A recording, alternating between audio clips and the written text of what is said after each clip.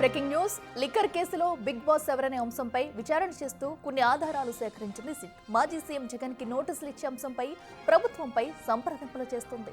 ఏపీలో దోచుకుని విదేశాలకు తరలించిన మద్యం ముడుపుల గుట్టు విప్పేందుకు ఇంటర్పోల్ సిబిఐ సాయం తీసుకోవాలని సిట్ నిర్ణయించింది. మద్యం దందాలో దోచుకున్న సొమ్మును ఎన్నికల సమయంలో వైసీపీ అభ్యర్థులకు చేరవేయడంలో చెవిరెడ్డి కీలక పాత్ర వహించినట్టు సిట్ విచారణలో గుర్తించింది. సాక్షులు సహా నిందితులు ఇచ్చిన వాంగ్మూలం, కాల్ డేటా రికార్డు ఆధారంగా నేరానికి పాల్పడ్డట్టు నిర్ధారణకు వచ్చింది.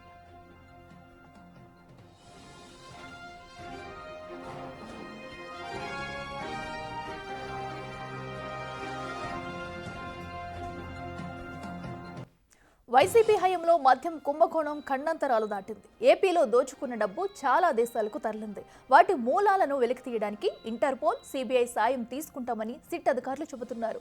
హైదరాబాద్ నుంచి విజయవాడకు 8 కోట్ల నగదును సరుకు రవాణా వాహనంలో ప్రత్యేక అరలు ఏర్పాటు చేసి తరలిస్తుండగా ఎన్టీఆర్ జిల్లా సరిహద్దులో గరికపాడు చెక్ పోస్ట్ దగ్గర పట్టుకున్నారు. అప్పుడు ఫోన్ ధ్వంసం చేసి పారిపోవాలని చెవిరెడ్డి తన గన్మెన్ గిరికి ఆదేశాలు ఇచ్చారు. ఈ విషయాలను గన్మెన్ తన స్టేట్మెంట్లో చెప్పారు.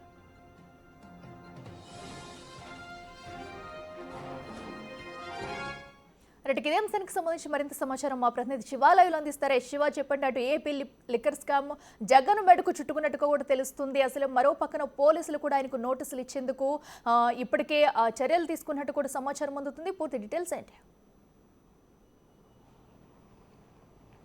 అఖిల, మొత్తం మీద చూసుకుంటే మద్యం కుంభకోణం వ్యవహారానికి సంబంధించి కూడా మాజీ సీఎం జగన్మోహన్ రెడ్డి మెడకు ఉచ్చు బిగిసే అవకాశాలు కనిపిస్తున్నాయి. తాజాగా జరిగిన పరిణామాలే దానికి ఆజ్యం పోస్తున్న పరిస్థితి కనిపిస్తోంది.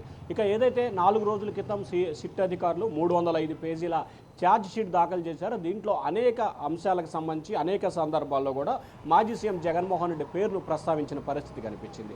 అలాగే దాదాపుగా ఇప్పటి వరకు 12 మంది నిందితులను అరెస్ట్ చేస్తే 11 మంది నిందితుల్ని వివిధ సందర్భాల్లో కస్టడీకి తీసుకొని విచారించిన పరిస్థితి కనిపించింది. వారు విచారించిన సమయంలో వారి రిమాండ్ రిపోర్ట్లో కావచ్చు, లేకపోతే వారి అరెస్టు సమయంలో పెట్టిన రిపోర్ట్ల విషయంలో కావచ్చు, జగన్మోహన్ రెడ్డితో సన్నిహిత సంబంధాలు ఉన్నట్లు, జగన్మోహన్ రెడ్డికి పరిచయాలు ఉన్నట్లు, జగన్మోహన్ రెడ్డి కొన్ని ఇన్వాల్వ్ అయినట్లు కూడా దీంట్లో ప్రధానంగా గుర్తించిన పరిస్థితి కనిపించింది. సో ఈ నేపథ్యంలోనే జగన్మోహన్ రెడ్డికి సంబంధించి సిట్ అధికారులు నోటీసులు ఇచ్చే అంశాన్ని పరిశీలిస్తున్నట్లు కూడా సమాచారం అందుతుంది. అయితే దీనికి సంబంధించి ప్రభుత్వం నుంచి గ్రీన్ సిగ్నల్ రావాల్సిన పరిస్థితి కూడా మరొక వైపు కనిపిస్తుంది. ఒకవైపు సిట్ అధికారులు తెలంగాణ టెలిఫోన్ ఏదైతే ఫోన్ ట్యాపింగ్ కేసుకు సంబంధించి వ్యవహారంలో శ్రవణ్ రావు ఉన్నారో శ్రవణ్ రావుకు సంబంధించి ఆయనకు కూడా త్వరలో విచారణకు సంబంధించి రావాలని చెప్పి నోటీసులు ఇచ్చే అవకాశం కనిపిస్తూ ఉంది. నిన్న తెలంగాణ దుబాయ్కి సంబంధించి జరిగిన దాంట్లో ఆకర్ష్ అనే వ్యక్తి కూడా సిట్ అధికారులు ఎదుట హాజరై విచారణ చేపట్టాడు. దాంట్లో అనేక అంశాలకు సంబంధించి శ్రవణ్ రావు అలాగే చెవిరెడ్డి అనుచరులు దుబాయ్లో ప్లాట్ నెంబర్ 5801లో ఉండి 2 నెలల పాటు ఫిబ్రవరి 27 నుంచి ఏప్రిల్ 27 వరకు ఉన్న సమయంలో వీడియోలు అలాగే ఆడియోలు ఫోటోలను కూడా సిట్ అధికారులకు అందజేయడం జరిగింది. సీసీ ఫుటేజ్ కూడా ఇవ్వడం జరిగింది. సో ఈ పరిణామాలన్నిటి కూడా సిట్ అయితే శరవేగంగా కేసుని దర్యాప్తు చేస్తూ ఉంది. కొత్త పేర్లు కొత్త వ్యక్తులు తెర మీదకు వస్తున్న పరిస్థితి కనిపిస్తూ ఉంది. ఇప్పటికే 49 మంది నిందితులను గుర్తించిన సిట్ అధికారులు 12 మందిని అరెస్ట్ చేసిన పరిస్థితి కనిపించింది. మరికొంతమందిని కూడా విచారించాల్సిన పరిస్థితి కనిపిస్తూ ఉంది. సో ఈ కేసుకు సంబంధించి అంతిమ లబ్ధిదారుడు ఎవరు అనే దానికి సంబంధించి సిట్ ఇప్పటికే ప్రాథమిక సాక్ష్యాధారాలను సేకరించింది. మరికొన్ని సాక్ష్యాధారాలు సేకరించిన తర్వాత తద్వారా ఏదైతే గనక నెక్స్ట్ ఎవరైతే బిగ్ బాస్ ఉన్నారో ఆయన దగ్గరికి వెళ్ళే సమయానికి పక్కాగా న్యాయబద్ధంగా చట్టబద్ధంగా లీగల్గా ఎటువంటి ఇబ్బందులు లేకుండా ఉండేందుకు కూడా సిట్ అధికారులు దర్యాప్తు చేస్తున్నట్టు తెలుస్తాం. దానికి సంబంధించిన ఆధారాలని సాక్ష్యాలని సేకరించే పనులు అయితే అధికారులు నిమగ్నమైన పరిస్థితి కనిపిస్తోంది. అయితే సిట్ అధికారులు కానీ లేకపోతే జరుగుతున్న పరిణామాలు కానీ గమనిస్తే కనుక ఈ నెల చివరి నాటికి ఖచ్చితంగా జగన్మోహన్ రెడ్డికి సిట్ అధికారులు నోటీసులు ఇచ్చే అవకాశాలు అయితే కనిపిస్తున్నట్లు కూడా తెలుస్తోంది. మరి చూడాలి సిట్ అధికారులు ఏ రకంగా దర్యాప్తుని కొనసాగిస్తున్నారు, దానికి సంబంధించి జగన్మోహన్ రెడ్డి పాత్రపై ఏ రకమైన సమాచారాన్ని సేకరించబోతున్నారు, ఎటువంటి సమాచారాన్ని ఇప్పటికే సేకరించారో దాన్నింటినీ కూడా ఛార్జ్షీట్ రూపంలో కోర్టులో సబ్మిట్ చేశారు. కాబట్టి తదుపరి ఛార్జ్షీట్ దాఖలు చేసేందుకు మరొక 20 రోజులు గడువు కోరే నేపథ్యంలో ఆ ఛార్జ్షీట్లో ఎవరెవరి పేర్లు ఇన్వాల్వ్ చేయబోతున్నారు, ఎఫ్ఐఆర్లో కొత్తగా ఎవరి పేర్లు ఇన్వాల్వ్ కాబోతున్నాయి అనే దానికి సంబంధించి రానున్న వారం 10 రోజుల్లోనే పూర్తి స్థాయిలో క్లారిటీ వచ్చే అవకాశం కనిపిస్తూ ఉంది. అఖిల, అయితే శివ, ఇప్పటికే అటు అమౌంట్ ట్రాన్సాక్షన్కి సంబంధించి కూడా వీరందరూ కలిసి కూడా నేరుగా జగన్కే ఈ అమౌంట్ పంపించడం జరిగిందన్నట్టు కూడా ఛార్జ్షీట్లు అయితే పేర్కొన్నారు. మరి దీని పట్ల కూడా ఇప్పటి వరకు ఆ అమౌంట్ అంతా ఎక్కడెక్కడ ఖర్చు చేశారు, సో విదేశాలకు కూడా తరలించినట్టుకు కూడా ఇప్పటికే అనుమానాలు వ్యక్తం చేస్తున్నారు. మరి దీనిపై ఏమంటున్నారు సిట్ అధికారులు? అంటే ప్రధానంగా చూసుకుంటే మద్యం కుంభకోణానికి సంబంధించి కూడా దాదాపుగా 3,500 కోట్ల రూపాయల కుంభకోణం జరిగింది. ప్రతి నెల 50 నుంచి 60 కోట్ల రూపాయలకు సంబంధించి మాజీ సీఎం క్యాంపు కార్యాలయానికి తాడేపల్లి ప్యాలెస్కు చేరినట్లు కూడా ఇప్పటివరకు సిట్ ఆధారాలను సేకరించింది. అయితే దీంట్లో రాజ్ కసిరెడ్డి, మిథున్ రెడ్డి, బాలాజీ గోవిందప్ప, అలాగే ధనుంజయ రెడ్డి, వైఎస్డి కృష్ణమోహన్ రెడ్డి వీరందరికీ నగదు చేర్చినట్టు తెలుస్తూ ఉంది. వారి తర్వాత నగదు ఎక్కడికి వెళ్ళింది అనే దానికి సంబంధించి సిట్ అధికారులు దర్యాప్తును కొనసాగిస్తున్న పరిస్థితి కనిపిస్తూ ఉంది. సో ప్రతి నెల 50 నుంచి 60 కోట్ల రూపాయలు అయితే మాజీ సీఎం జగన్ నివాసానికి చేరినట్లు సిట్ అధికారులు పూర్తి స్థాయిలో నిర్ధారణకు వచ్చారు. అయితే అవి ఈ ముగ్గురు దగ్గరే, అంటే ధనుంజయ రెడ్డి, కృష్ణమోహన్ రెడ్డి, బాలాజీ గోవిందల దగ్గర ఆగిపోయాయా, వీరి పైన ఇంకెవరన్నా ఉంటే, అంటే బిగ్ బాస్ అని చెప్తున్న ప్రచారం ప్రకారం ఆ వ్యక్తికి చేరాయా అనే దానికి సంబంధించి కూడా వివరాలు సేకరించే ప్రయత్నాలు కొనసాగిస్తున్నారు. మరొక వైపు ఇప్పటికే ఈ అంశానికి సంబంధించి మిథున్ రెడ్డి, అలాగే విజయసాయి రెడ్డి లాంటి వ్యక్తులు అనేక సందర్భాల్లో సమావేశాలే కొన్ని కీలకమైన నిర్ణయాలు తీసుకున్నారు. దాదాపుగా వివిధ సందర్భాల్లో మాజీ సీఎం జగన్మోహన్ రెడ్డి ఓఎస్డీ కావచ్చు, ప్రత్యేక కార్యదర్శి కావచ్చు, కృష్ణమోహన్ రెడ్డి, ధనుంజయ రెడ్డి, బాలాజీ గోవిందప్ప, రాజ్ కసిరెడ్డి, మిథున్ రెడ్డి వీరంతా కలిసి దాదాపుగా 1370 సార్లు పైగానే టెలిఫోన్లో, వాట్సాప్ కాల్లో మాట్లాడుకున్నట్టు తెలుస్తూ ఉంది. సో మొత్తం 7 చోట్ల డెన్లు ఏర్పాటు చేసుకున్నారు నగదు నిల్వ చేయడానికి. అలాగే సమావేశాలు నిర్వహించుకోవడం 7 చోట్ల డెన్లు ఏర్పాటు చేసుకున్నారు. 6 హైదరాబాదులో, 1 మాజీ సీఎం జగన్మోహన్ రెడ్డి నివాసానికి సమీపంలో ఉన్న తాడేపల్లిలో ఏర్పాటు చేసుకున్నారు. సో తాడేపల్లి కేంద్రంగా కొనసాగిన డెన్ నుంచి గత ఎన్నికల్లో డబ్బులు పంపిణీ చేశారు. దాదాపుగా 250 నుంచి 300 కోట్ల రూపాయల నగదుని ఉమ్మడి ప్రకాశం, ఉమ్మడి నెల్లూరు, ఉమ్మడి చిత్తూరు జిల్లాలో ఎక్కువగా పంపిణీ చేసినట్టు తెలుస్తోంది. దానిలో భాగంగానే కావలి మాజీ ఎమ్మెల్యేకి సంబంధించి నిన్న మొన్న సిట్ అధికారులు ఏదో ఛార్జ్ షీట్లో కూడా పొందుపరిచారు. మరికొంతమంది తిరుపతి, అంటే ఉమ్మడి చిత్తూరు జిల్లాకు సంబంధించిన కొంతమంది ప్రజాప్రతినిధులకి నగదు చేరిన వివరాలను కూడా సిట్ అధికారులు ఇంకా విచారణ చేపడుతున్నట్టు తెలుస్తోంది. సో ఇట్లా రకరకాల అంశాల నుంచి కూడా, అన్ని వైపుల నుంచి కూడా సిట్ అధికారులు దేన్ని కూడా వదిలిపెట్టకుండా వాట్సాప్ చాట్ డిలీట్ చేసినా కానీ సాంకేతిక పరిజ్ఞానం వినియోగించుకుని దాన్ని రీవెరిఫై చేయించుకోవడం, దాని ద్వారా మొత్తం డేటా సేకరించే ప్రయత్నాలు సిట్ అధికారులు తీసుకున్నారు. మరొక వైపు దేశ విదేశాల్లో నగదు దాచారు, అక్కడ సమావేశాలు అయ్యారు కాబట్టి సిబిఐ, ఇంటర్పోల్ అధికారుల సహాయం తీసుకొని ఆ ప్రాంతాలకు సంబంధించి వివరాలు సేకరించి అక్కడ ఏం జరిగింది అనే దానికి సంబంధించి కూడా వివరాలు సేకరిస్తామని చెప్పి కూడా సిట్ అధికారులు అయితే చెప్తున్నట్టు తెలుస్తోంది.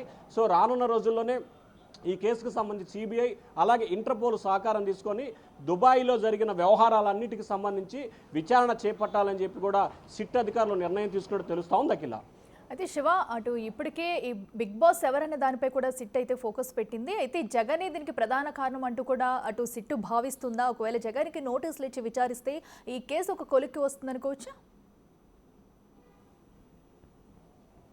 అంటే ఖచ్చితంగా ఇప్పటికే అన్ని దారులు కూడా జగన్మోహన్ రెడ్డి వైపే చూపిస్తున్న పరిస్థితి కనిపిస్తూ ఉంది.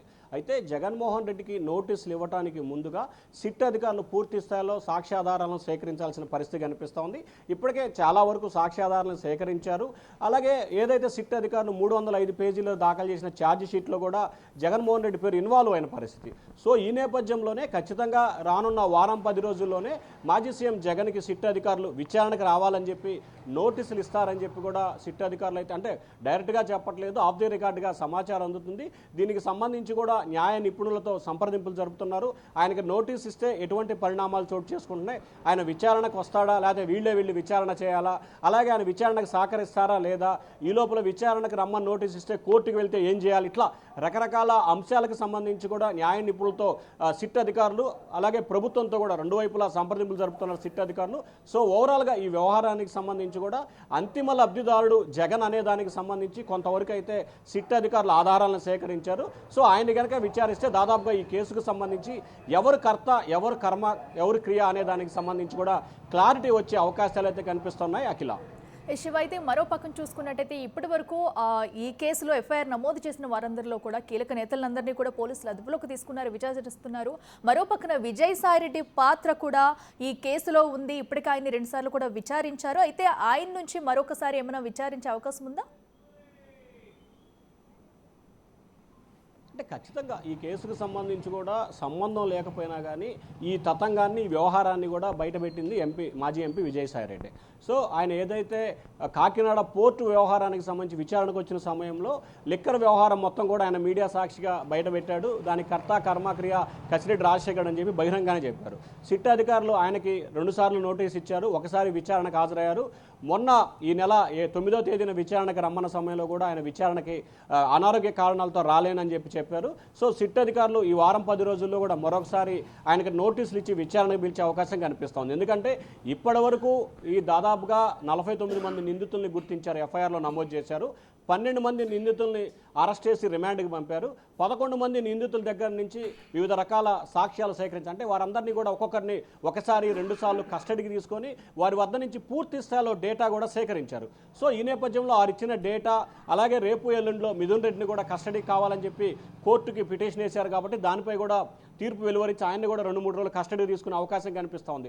సో ఇటు మిథున్ రెడ్డిని కస్టడీకి తీసుకొని ఇప్పుడు చెప్పిన డేటా, అంటే ఈ 11 మంది చెప్పిన సాక్ష్యాలు, ఈయన చెప్పిన డేటా మొత్తం తీసుకొని అంతిమంగా వచ్చే వారంలో సాయిరెడ్డిని విచారణకు రమ్మని చెప్పి కూడా పిలిచే అవకాశం కనిపిస్తోంది. ఇప్పటికే ఈ కేసులో విజయసాయిరెడ్డి A5 నిందితుడిగా ఉన్నాడు. అయితే ఆయన మధ్యలో అప్రూవర్గా మారతారు అని చెప్పి కూడా సిట్ అధికారులకి సమాచారం ఇచ్చారని చెప్పి ఒక ప్రచారం అయితే జరిగింది. చూడాలి ఆయన అప్రూవర్గా మారతాడా, లేకపోతే ఈ కేసులో నిందితుడిగా ఉండి ఆయన కూడా రిమాండ్కి వెళ్తాడా అనే దానికి సంబంధించి వచ్చే వారంలో ఆయన విచారణకు వస్తాడు. కాబట్టి విచారణకు వచ్చిన తర్వాత దాంట్లో కొంత క్లారిటీ వచ్చే అవకాశాలు అయితే కనిపిస్తున్నాయి. ఖచ్చితంగా విజయసాయిరెడ్డిని అయితే మాత్రం నోటీసులు ఇచ్చి విచారణకు పిలిచే అవకాశం కనిపిస్తూ ఉంది. ఆ తర్వాత మిగిలిన నిందితులు దాదాపుగా 49 మందికి 12 మంది పోతే ఇంకా 37 మంది నిందితులను అరెస్ట్ చేసేందుకు సిట్టు బృందాలు గాలింపు చర్యలు చేపడుతున్నాయి. మొన్నటి వరకు 248 మంది సాక్షులు విచారించారు. నిన్న మొన్న మరొక అదనంగా 2-3 విచారించారు. ఇవాళ రేపట్లో మరికొంతమంది ఇట్లా దాదాపుగా ఈ కేసుకు సంబంధించి అన్ని వైపులా ఉన్న, ఒకవైపు సాక్ష్యాలు, ఒకవైపు వివరాల సేకరణ, మరొక వైపు విచారణ, మరొక వైపు అరెస్ట్, ఇట్లా మొత్తం సైబర్ టెన్నిస్గా అన్ని వైపుల నుంచి కూడా సిట్ అధికారులు అయితే వచ్చే నెల చివరి నాటికి, అంటే ఆగస్టు చివరి నాటికి ఈ కేసును మొత్తాన్ని కూడా క్లోజ్ చేసి పూర్తి స్థాయి ఛార్జ్ షీట్ని కోర్టులో దాఖలు చేసేందుకు అధికారులు అయితే సిద్ధమవుతున్నారు. ఈ లోపలే మాజీ సీఎం జగన్మోహన్ రెడ్డి కావచ్చు, మాజీ ఎంపీ విజయసాయిరెడ్డి కావచ్చు నోటీసులు ఇచ్చి విచారణకు పిలిచే అవకాశాలు అయితే స్పష్టంగా కనిపిస్తా ఉన్నాయి. Akhila, right Shiva, thank you. So ఏదైతే అటు ఏపీ లిక్కర్ స్కామ్ కి సంబంధించి కూడా బిగ్ బాస్ ఎవరన్న దానిపై ఫోకస్ పెట్టిన సిట్ అయితే మాజీ సీఎం జగన్ కు నోటీసులు ఇచ్చేందుకైతే సన్నాహాలు చేస్తుంది. మరో పక్కన ప్రభుత్వంతో సంప్రదింపులు జరుపుతుంది. ఇప్పటికే విచారణలు మొదలుపెట్టిన సిట్ అయితే మరికొన్ని విచారణలు చేసి దాని తర్వాత కూడా ఎవరికి నోటీసులు ఇవ్వాలనేది కూడా చూస్తుంది. ప్రస్తుతం అయితే ఈ కేసుకు సంబంధించి 3,500 కోట్లు కూడా ఇటు ఏపీతో పాటు పక్క దేశాల్లో కూడా పెట్టుబడులు పెట్టినట్లుగా తెలుస్తుంది. అయితే మరికొన్ని రోజుల్లో ఈ కేసు ఒక కొలిక్కి వచ్చే అవకాశం కనిపిస్తుంది.